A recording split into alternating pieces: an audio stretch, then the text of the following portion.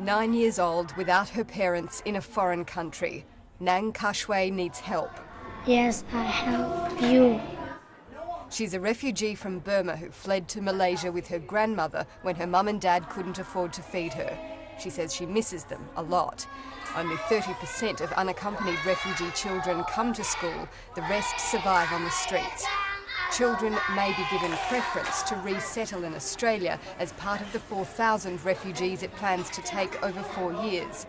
Children waiting to come to Australia, but there are those who will be sent back under the government's controversial refugee swap, and it's feared that here, alone in Malaysia, they'll be at risk. 7 unaccompanied children are among 800 asylum seekers likely to end up in a Malaysian camp like this one, under renovation after a riot 2 years ago.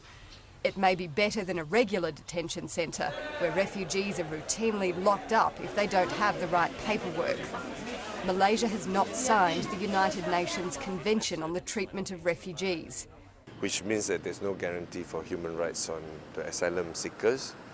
Malaysia is not a dumping ground for Australia. No guarantees in a country which has nearly 100,000 refugees of its own.